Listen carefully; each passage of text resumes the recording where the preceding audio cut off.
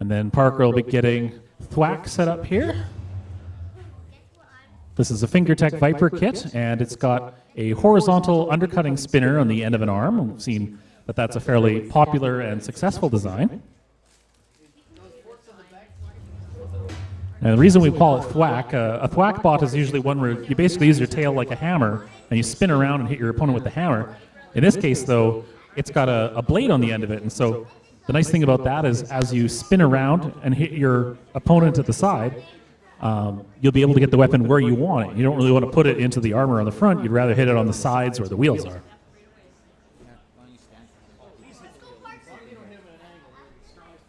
All right, drivers are in and ready. We will count them down at 3, 2, 1, fight. Woo! He's got that weapon going right away here and up against the wall. Makes a heck of a sound. Totally, oh no, totally drove himself out of the arena. So the win goes to Parker. Congratulations. Dave. It is hard to drive these things.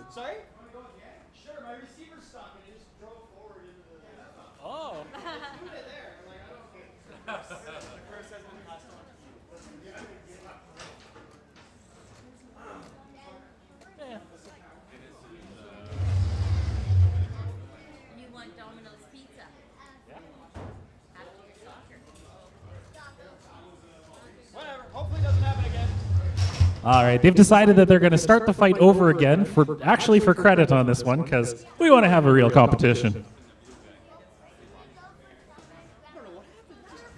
So we'll get everybody back into their starting positions here.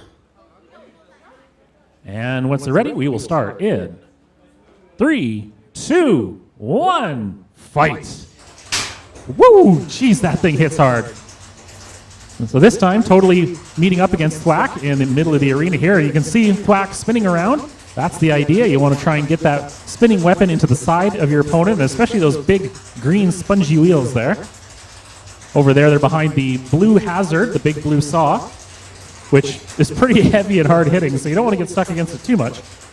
And totally trying to get in there, trying to get underneath the side of his opponent so you can push him towards that blue push-out area there. But of course, he's got to try and make his way around that spinning weapon on the end of Thwack. You do see he gets around the side there, and with those rubbery fingers, puts him into the weapon and installs it for a moment. There you go, a good hard hit on the side, and the Thwack bot ends up sending itself over.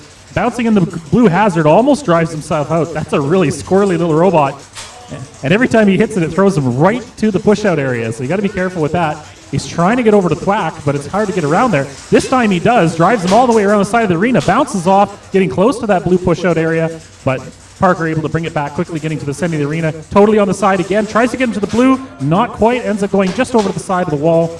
Minute 50 still to go, good hard hit there by Thwack. Oh, geez, and then against the wall, tossing himself in the air, upside down now. A lot harder to control, so totally gets underneath him, pins him up against the wall. Show a little bit of dominance here. Once again to the other side of the wall. Now he's starting to move him around to the center of the arena. He wants to careen him around, goes into the weapon, and now Thwack back on his feet, which makes it much more dangerous, and something doesn't look like it's working on totally. That right wheel, or left wheel, whatever side you think it is not moving too well. He might be able to wiggle his way around, though. Sometimes you can do like a crab walk, but it's going to be a lot harder to push his opponent out at this point. We'll see what he can do with it. It might be intermittent at the very least, but Thwack coming over, tries to hit him, ends up hitting the steel wall and bouncing off the center of this arena, coming back over to totally. Gets right up against the back of it, but then ends up bumping himself into the blue hazard. Another hit here, and some black plastic goes flying off of somebody, I'm not sure.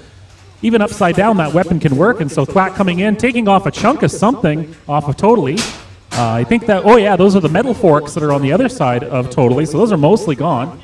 45 seconds still to go, anybody's game with that push out on the side. Totally trying to make its way around, but really having trouble getting around the blue hazard with that one wheel not working so well. Ends up hitting it, bouncing into the overturned Thwack. Both of them in the center now trying to make their way over to the blue push out. Bit of a tick there as Thwack ends up going towards the red hazard. Totally still managing to hold it together, even with the one wheel not working correctly. They've got 20 seconds left. There could be a push out, could be a knockout. If not, then it goes down to a judge's decision. We're hoping we can get somebody to knock it out here. 13 seconds still to go. There's a chance. It totally ends up somewhat stuck against the wall. 10, 9, 8, 7. Going to see if they can get one more big hit here. 4, 3, 2, 1, and time is up. That's the end of the match. Let's hear it for both competitors, Patrick and Dave. Good thing we started that match over again because we got a good full 3 minutes out of that, and there was a lot going on. This will go to a judge's decision, and they score points based on 3 categories: damage, aggression, and control. So damage is whatever you see left over at the end here, parts that are broken or ripped off. Aggression is all about being the aggressor, going after your opponent, not running away. And then control is about whether you can actually direct the flow of the fight. Are you just chasing after them, or are you putting them into compromising positions, pushing them to where you want to go? And it's unanimous. The win goes to Thwack. Congratulations, Patrick.